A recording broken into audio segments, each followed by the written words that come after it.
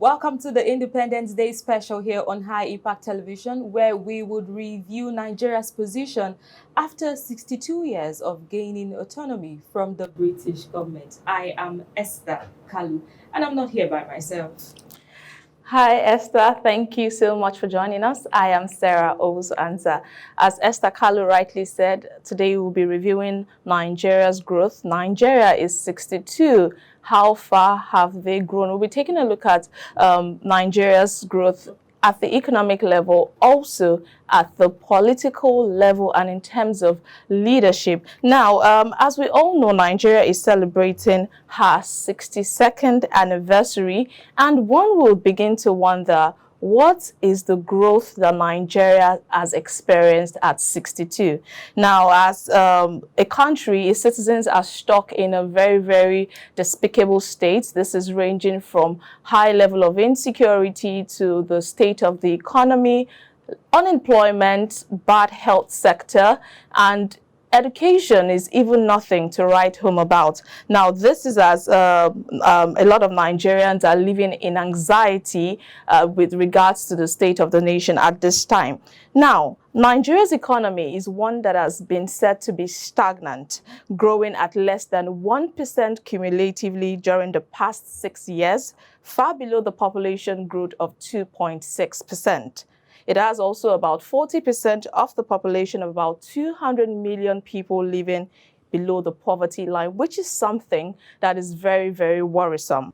Today on the show, we have a prominent guest here with us in person of Professor Pat Utomi, who is a professor of political economy and management expert. And he joins us to talk about some of these issues and also to break it down so we have a better understanding of what we're looking at. Thank you for joining us It's a today. great pleasure. I'm pleased to be able to join you. Right. Happy Independence Day, Prof. Thank you so very much. Nigeria is 62.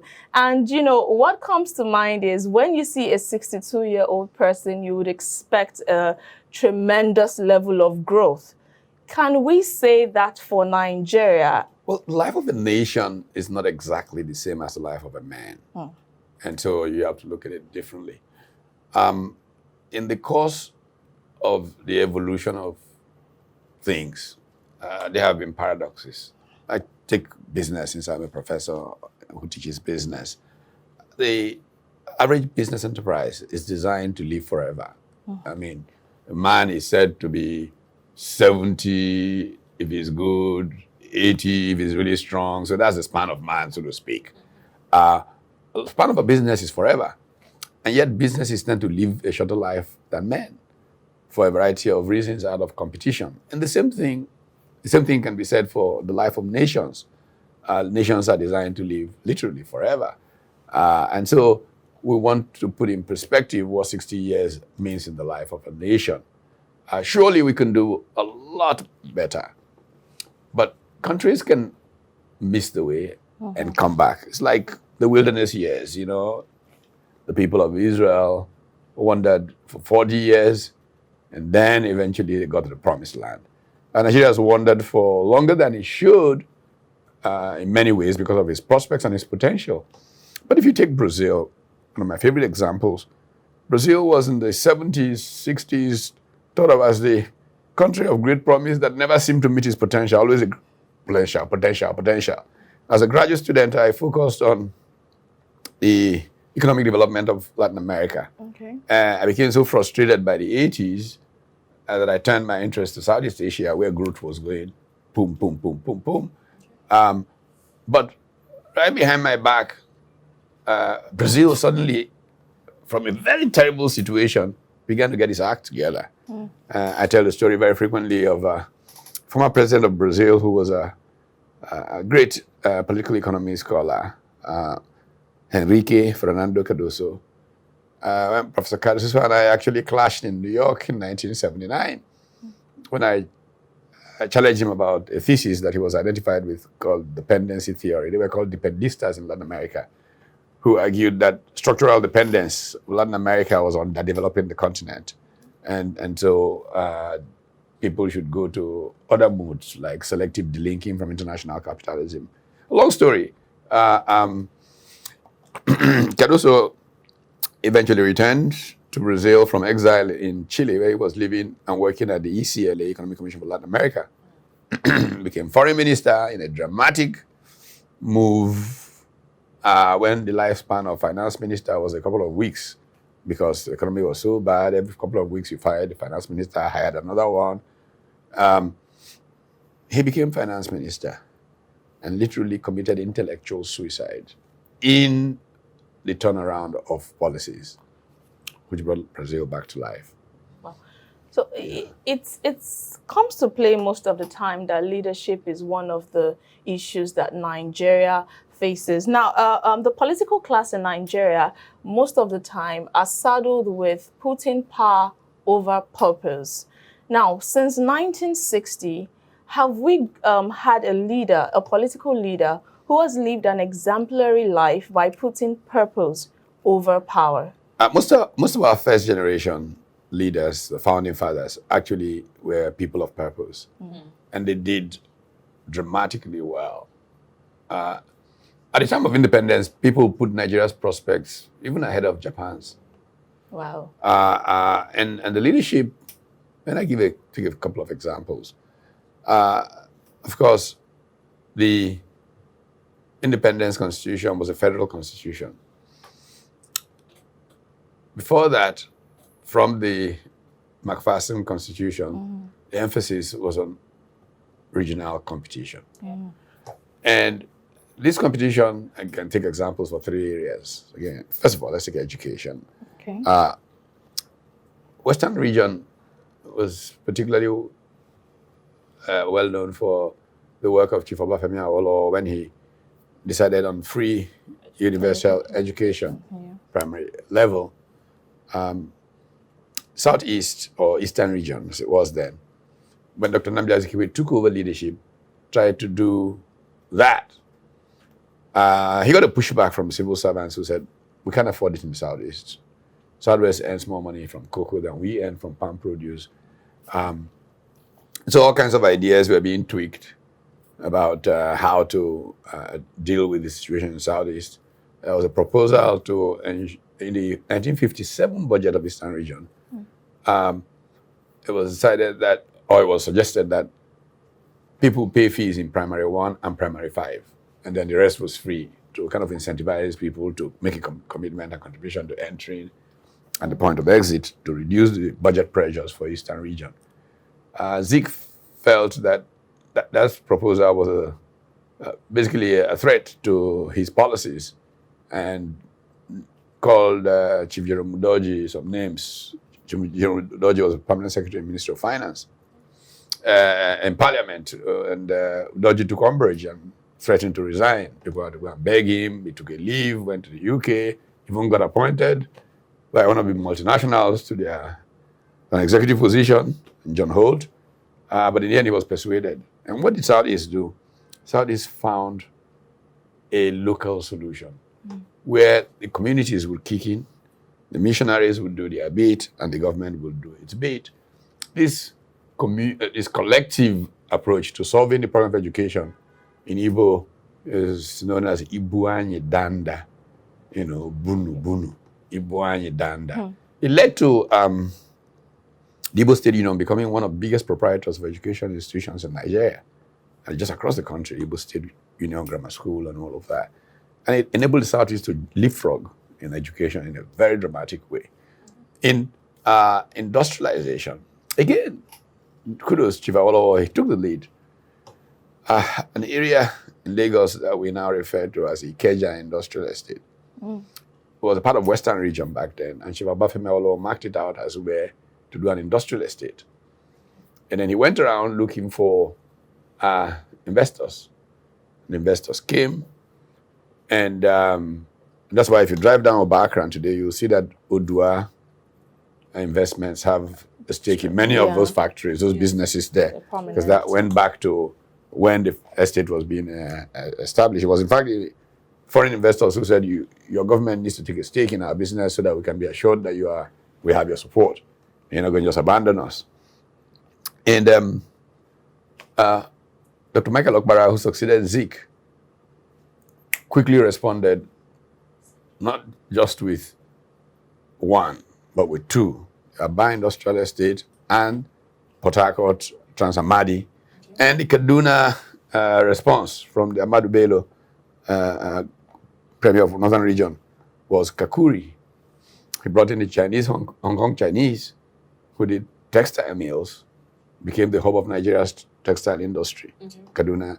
So that kind of competition led to significant growth. And Nigeria was making progress so fast. And I like to tell a particular story of, I want to talk about industrialization and how rapidly can it grow.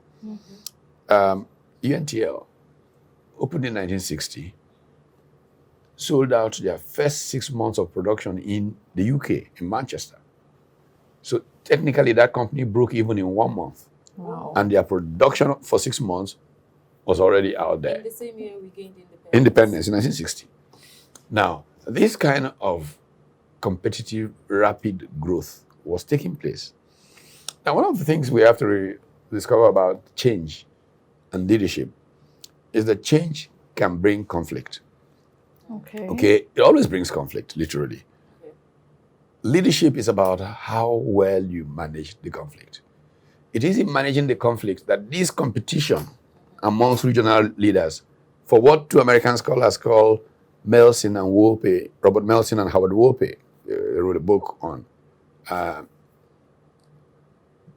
economic development in Nigeria, and they call this phenomenon of competing ethnic nationality groups on who would most bring progress to their people. They called it competitive communalism.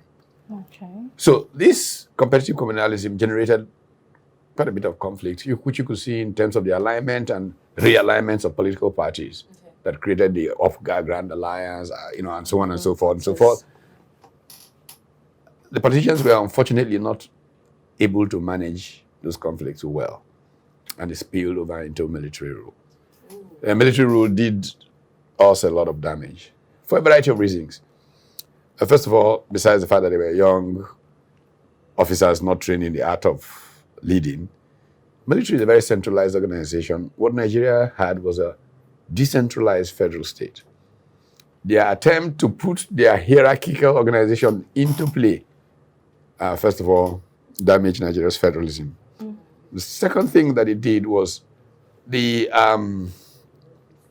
oil that became now a factor brought in a lot of cash. And they didn't need to tax the people to be able to run government. And so they began to become distant from people. Because, taxation has a very important place in governing. Very, very. In the Boston Tea Party, United States, no taxation without representation. It is how you tax people and they hold you accountable for how you use their money that makes government accountable. Prof, I want to take us back to the regional conversation. That sounded so much like a healthy competition, seeing what is going on in the East. I mean, if I'm living in the West at that time, as a leader, I would love to, emulate some of those things. But Nigerians these days will first of all claim to be an Igbo person, a Yoruba person, and Hausa person before saying I'm a Nigerian. Isn't that affecting us right now? Because you made a crucial statement, leadership comes with conflict, how to manage that. So that healthy competition that our leaders left behind, did it cause conflicts today that we're dealing with? The very problem of Nigeria is the failure of leadership. Leaders are supposed to be the ones that help you smoothen those kinds of conflicts. Part of the way they do it is they talk to one another. Okay. I tell you, there's a phenomenon that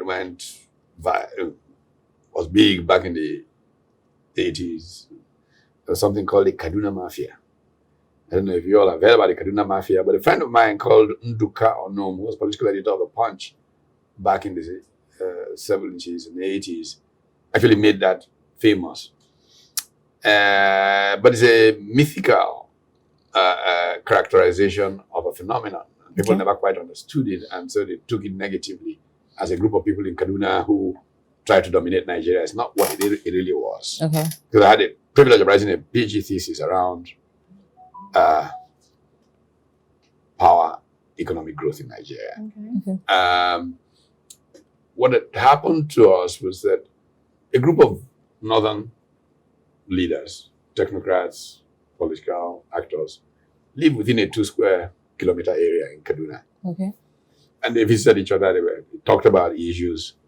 And back in those days, if there was an issue that would be conflictual, that could tear Nigeria apart, these men in gathering together in Kaduna would take positions and all of that. And they would call their friends in Lagos, like Chief Philip Asiodo, Alison Ayida, Chief Lawson, all of those kinds of people. They would more or less be talking with one another and sort it out. And the rest of us in the country would not know how we dodge the bullet. Yeah. And we just see the country moving forward. Okay. Unfortunately for us, the quality of political actors today is very low. Were there political parties at that same No, time? this was under military rule. Wow. So now when we made the mistake, it was in 1998, 99. At the military, and people were not sure they could get rid of military. I mean, some of us were involved in a huge struggle against military rule. We founded a group called the Concerned Professionals that really intellectually challenged the military and military rule. And we fought them on the pages of newspapers. We even went on the streets. Someone like me survived 2-3 assassination attempts back in those days, state terror. Yeah. And eventually the military just got tired, and retreated. When they were retreating, what some of us thought, and we had a meeting actually about it in my office. I used to have an office in Victoria Island, somewhere on Idowu Taylor. So that meeting took place in my office. A number of professionals, mainly in our 30s, 40s, and stuff back then. Okay, what should we now do? Okay, we succeeded in getting rid of the military. What should we do? Some said, well, we've done our bid as citizens. What we should do is now sit back and let those politicians come back. Now we hope they have learned the lessons from their not managing conflict well. Things would then move forward. They were good people committed to service. I mean, to give you a clear example of that, Dr. Michael Okpara was Premier of Eastern Region. All the vast area of Eastern Region. Was responsible for GRA in Enugu, Independence Layout, all the new developments. He didn't allocate one plot to himself. Because it would have been unethical. At that time? Yes, anytime. But, because we somehow don't pay enough attention to these things, today we take it, why not? With levity. Yeah. So this man finished serving as Premier of Eastern Region and didn't have a house. In fact, when he returned to Nigeria after the Civil War, people literally had to get together and build him a house, the former Premier. We see the same phenomenon with the Premier of Northern Region. When Samad Bello died in that coup d'etat, all he had to his name was a couple of Babarigas. He couldn't even... In fact, there's a famous story of how he applied for a loan to build a house in Kaduna. In his position? As Premier. And he had to apply for a loan. But it's not just that he applied, he was turned down. Wow. He was actually turned down. So, now, it didn't end in that era because I served in the government of Alhaji Shehu Shagari. Okay. And Alhaji Shehu Shagari, when he finished serving as president of Nigeria, people of Sokoto had to build him a bungalow in Sokoto to live in. I visited him in that bungalow. Those used to be the leaders we had. To go back to the Okpara example, that Eastern region has been broken into, so many states. So Governor of Enugu runs a small fraction, maybe 1/10 of Eastern region. You know how many EFC charges there are against people who have been governor of Enugu, some give themselves 200 plots and all of that? Yet the man who ran all of Eastern region from that same place did not give himself one plot. So it shows the nature of the collapse of culture that has brought Nigeria to where it is today. No, so if you then track things from those days and the convergence of soldiers and oil, which created this new culture, which another friend of mine, an American political scientist called Richard Joseph, likes to describe as bureaucratic prebendalism.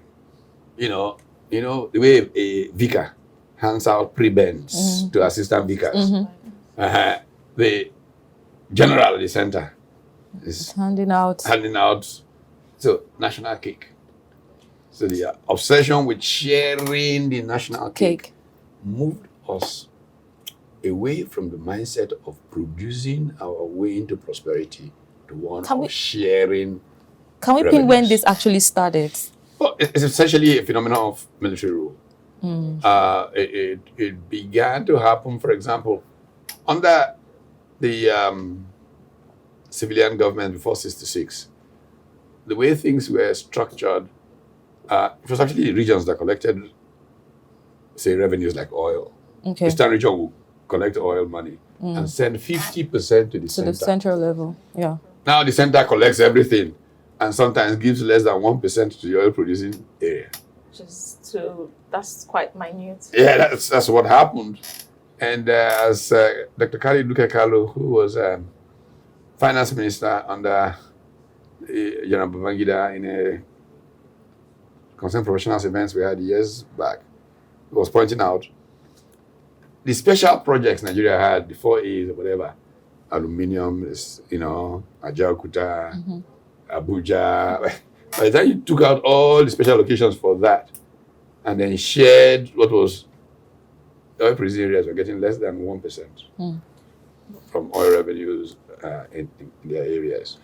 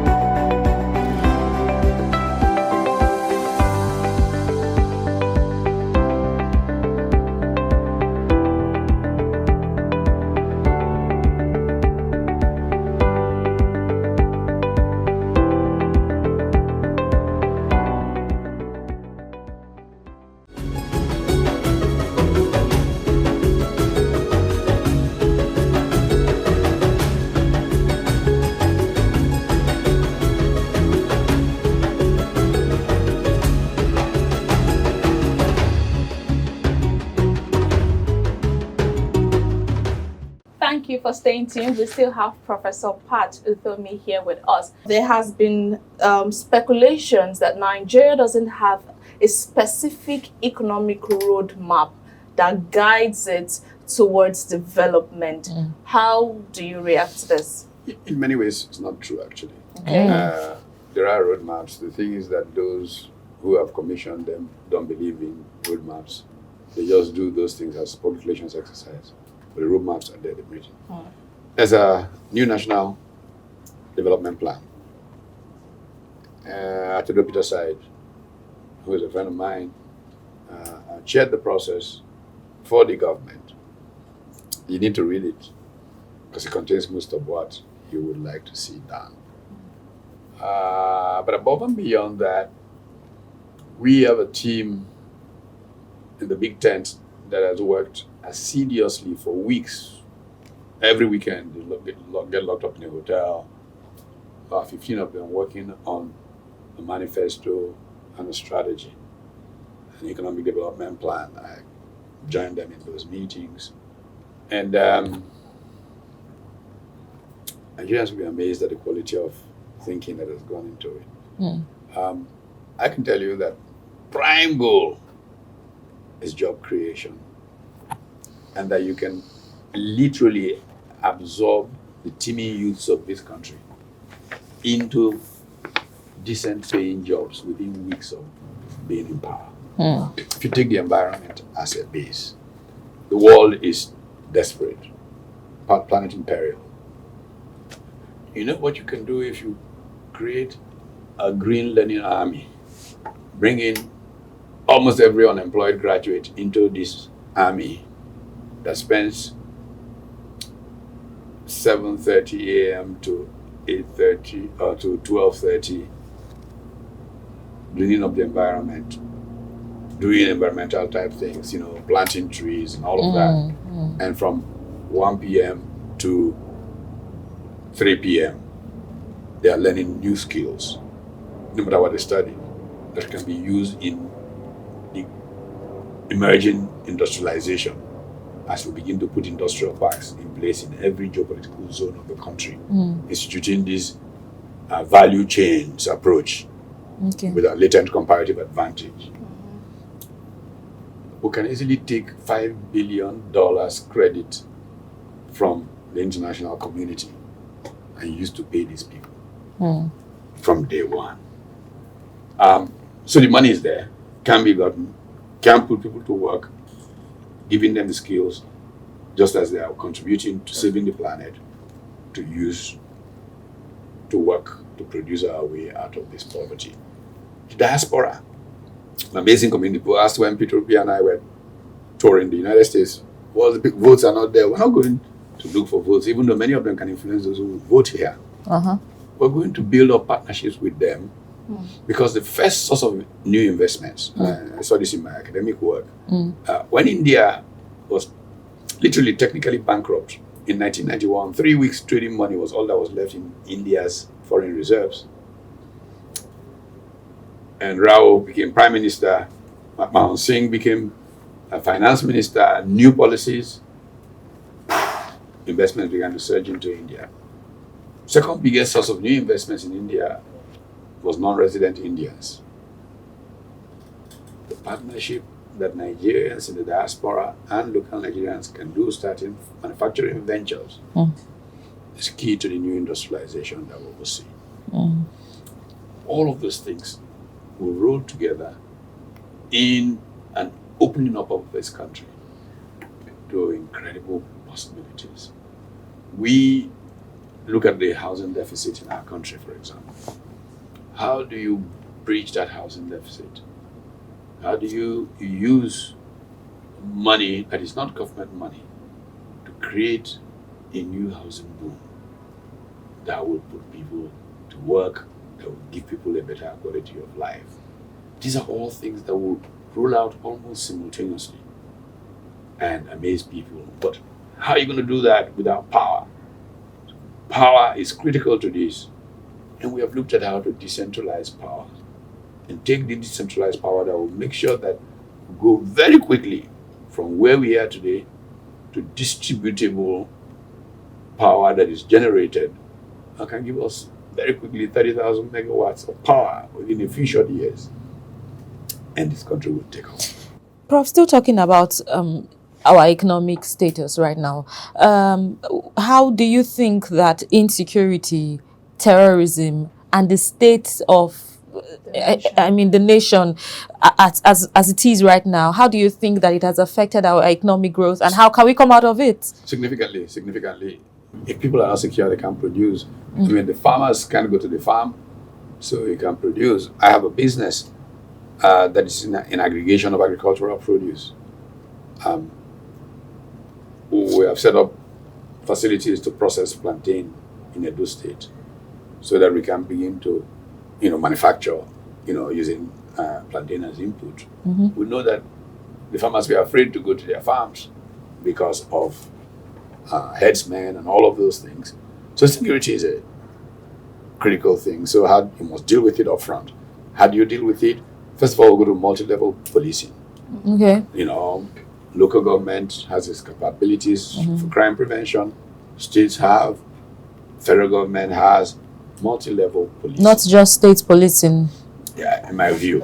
In my view, you have state police, but you're going to have also, I suggest, not everybody in my group quite already accepts this, Okay. that we won't have a national guard system where clusters of states, which is happening already. They call it Amotekun, they call it whatever they call it. But you really have a national guard. Okay. And a collection of states can call out the national guard for insurgency purposes. Okay. So you have this multi-level policing, and you will have security checked. Right. Okay. There have been talks about economic diversification over time. That is one of the areas that can help the economy of Nigeria. When we want to diversify the economy, what areas should we look into, and how do we explore this to the fullest? I've talked about factor endowments. These factor endowments are essentially the basis for diversification.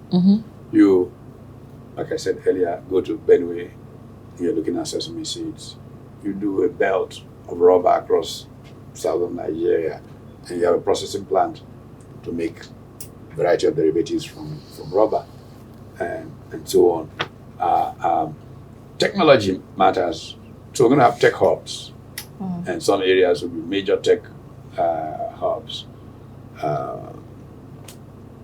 in addition to the agri-based value chains.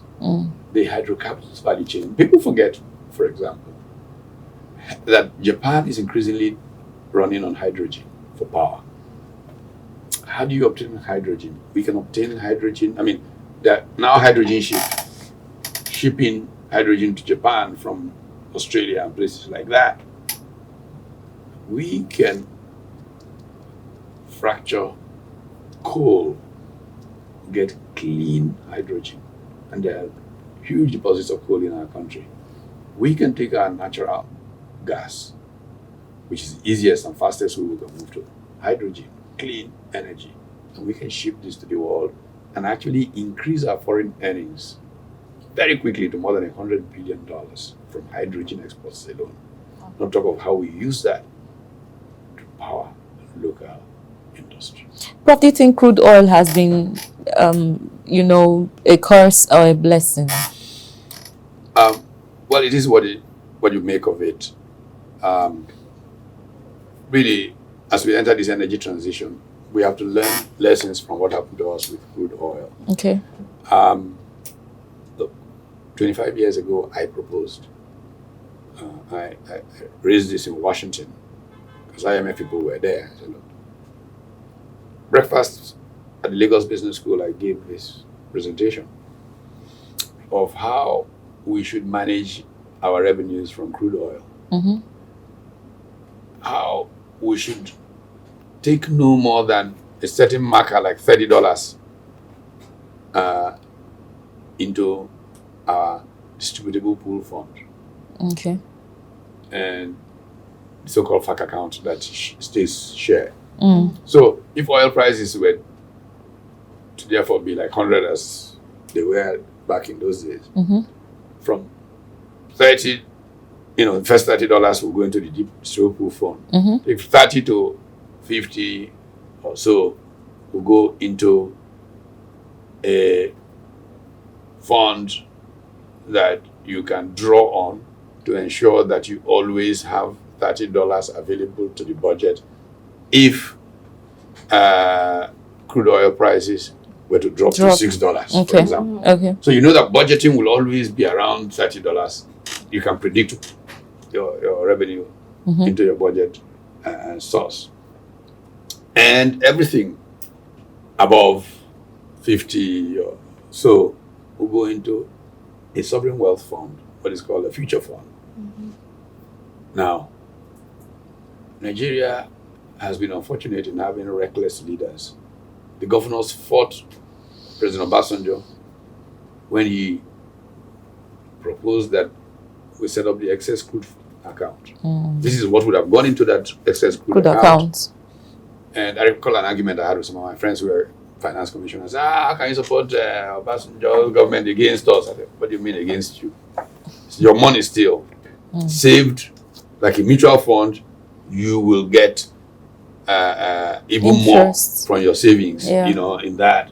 So don't say it's just because you guys want to spend this money right now irresponsibly.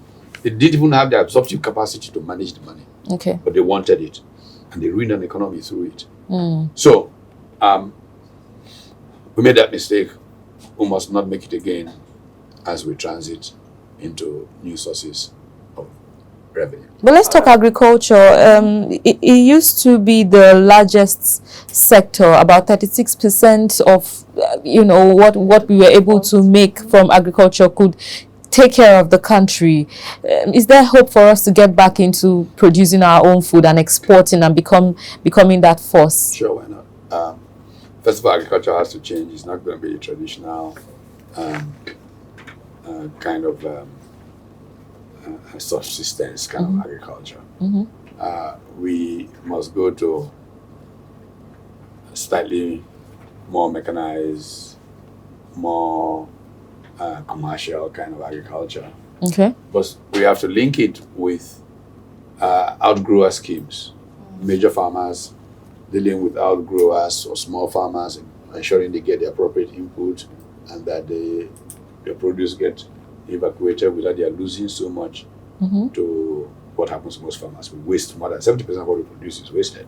Okay. So when we put all of that, put a system in place, then we aggregate produce and we essentially All right. grow. Prof, as we wrap up the conversation, lastly, I want to ask, now, do you think that after 60 years of struggles, failures, challenges and all that, Nigeria now has a clearer picture of where she's headed and a better trajectory?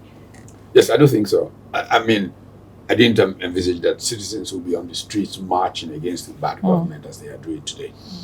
I didn't envisage that. I wanted it, but I was not as optimistic as it's happening. So it shows that it can happen. Okay. And I think that once we have reached this threshold, citizens will push us towards good government. Okay. And this is what I think will be Nigeria's blessing in the end. That's a very good one. Thank you so much for joining us on the show, Prof. Thank you so much. Utomi, and for sharing your thoughts with us on these issues. I am pleased to have been able to join you, and I wish you all a happy Independence Anniversary. Happy Independence. Happy Independence. That's where we call it a wrap on the conversation. Thank you for joining us. Remember to follow us across our social media platforms at High Impact Studios, High Impact TV, and News Around the Globe on the Score. I am Sarah Osuanza. Happy Independence. And I am Esther Kalu. Happy Independence, Nigeria.